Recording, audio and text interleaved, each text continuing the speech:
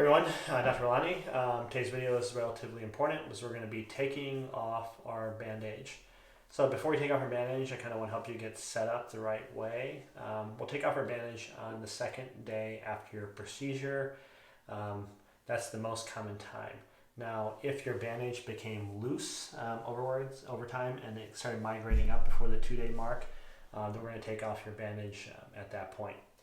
So in order to get prepped, I tell people you want to take off your bandage right before you want to take a shower and you're willing to wash your new grafts.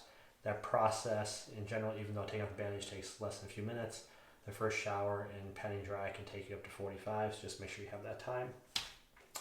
Go through your little goodie bag we gave you after procedure. I want you to pull out 3 things. Number 1 is your baby shampoo. This will allow us to wash your hairs, take a shower afterwards.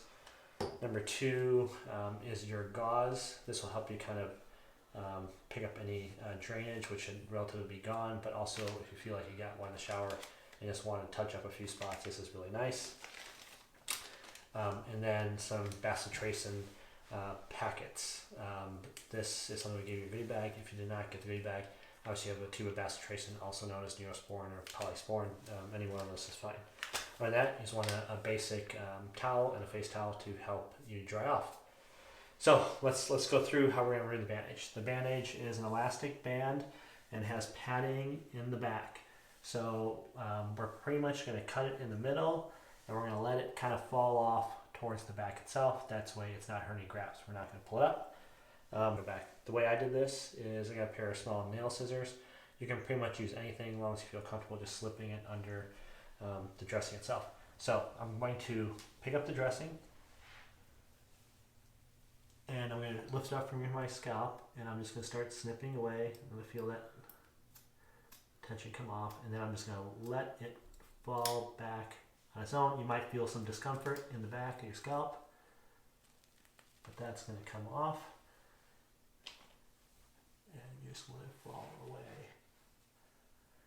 Sorry, in the back of your scalp, you'll see the area that was shaved and a little bit of redness and a little bit of rawness. Otherwise, you shouldn't notice any bleeding or excessive drainage. Just take a look at your bandage. You can see that this is what mine looks like.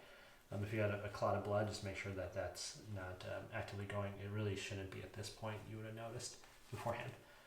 Okay, so the next step, if we're not planning to take a shower, you're just going to want to take one of the bacitracin packets.